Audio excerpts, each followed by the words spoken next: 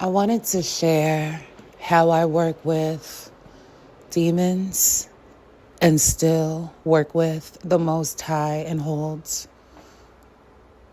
whatever beliefs I choose. First and foremost, because I have not found a definitive, pure, true, unadulterated answer to who is really running this universe, I refer to the Most High God, Creator, being in existence as the Most High. So there's that. I do my spells regularly, but if I have doubts about the spells I'm doing or doubts about the spirits I'm working with, or I'm having a crisis of belief or thinking maybe I shouldn't be doing this, maybe this is wrong, maybe I'm going to go to hell, I just stop and I don't do anything. And I live life as usual. I script, I journal, I take my spiritual baths, I stick to my botanical work. Or, I listen to my sermons. I try to do nothing at all.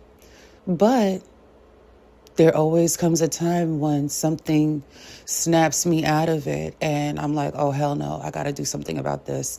And then I get back to doing magic. But anytime I'm doubtful or fearful, I will say, Most High, please, if this is not what you want me to do, if this is not for me, if this is not my path, if this is not what is best, please steer me in a different direction. Please distract me. Please give me an alternative. I don't want to do this if this is not what you want me to do. I will wait for a sign, or I'll end up getting a phone call or a client or some money, or something will happen that will synchronistically say, this is what I put you in this realm and on this timeline for. And everything just gels and it gets back to work. Now, when do I ask the Most High for something versus when do I do magic for something? I think this is very important, and this is just how things go for me. And I just want you to understand how this works for me, because there are many people who say you can't serve two masters. If I want something done right now, I'm going to say, Dear Most High, please give me $5 right now because I want to get a Yoo-hoo and some Twizzlers. And either I'll end up getting the Yoo-hoo and the Twizzlers without having to spend the money, or the money will come, or either, it's going to come, it's going to happen. And the reason it's going to happen is because I'm going to ask for things that I know are realistic energetically and that I don't feel like they need a candle for. I don't need to light a candle to get a compliment. So I'm not going to do a spell to get a compliment. I can affirm a compliment. I can affirm that people compliment me every day.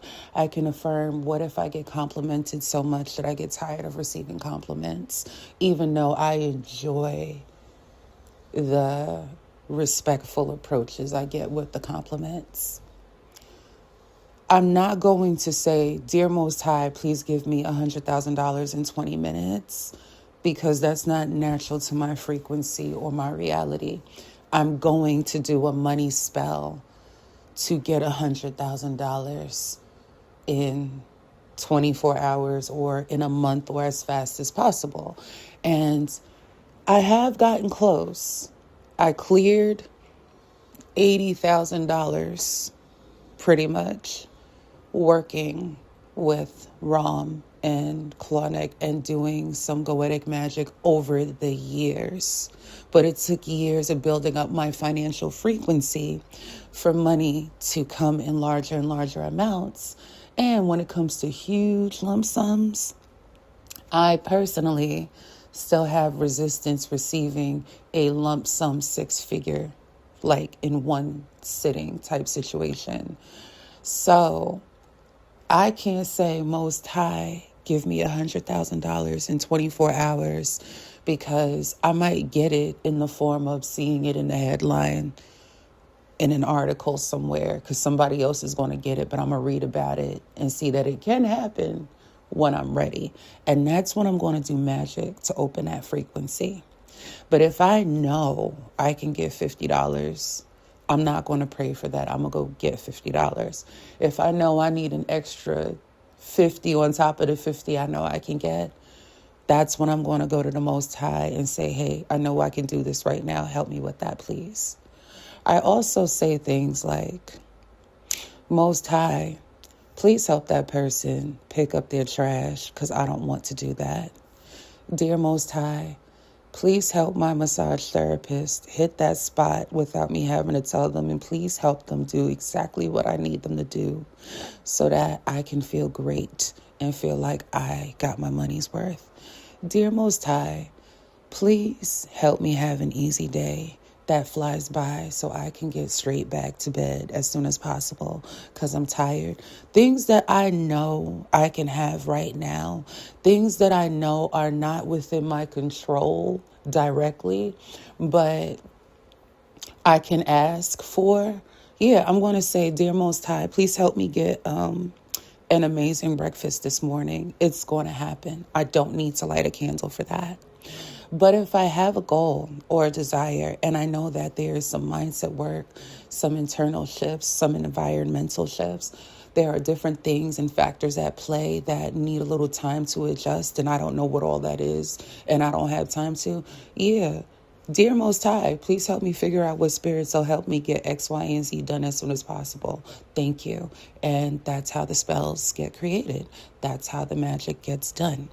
And I work largely with Goetia, but I have worked with other types of spirits. And in general, the bottom line is, if I know I can get something right now and it does not require a candle, I'm going to pray about it and I'm going to ask the Most High about it. I'm going to give gratitude for it. And then when all my large manifestations come in, I thank every spirit that has helped, and I thank the Most High.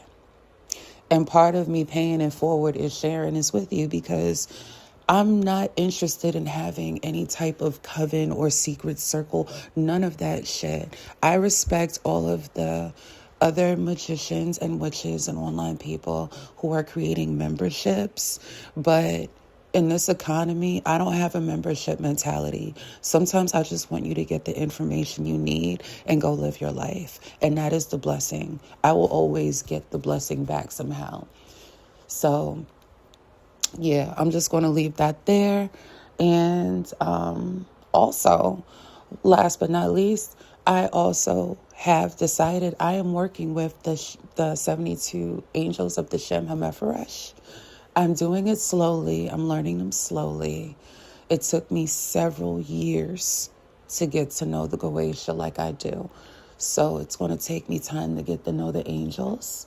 But if there are 72 goetic spirits and there are 72 corresponding angelic spirits, wouldn't you say that at this level we're actually expanding the range of power by learning to work with both? Because contrary to popular belief, they're not clashing. They're not. It's how you do things and your intention. But you can work with any spirit you need to work with. You just got to be on top of your game, your inner concept, and how you spiritually resonate with things. Talk to you later.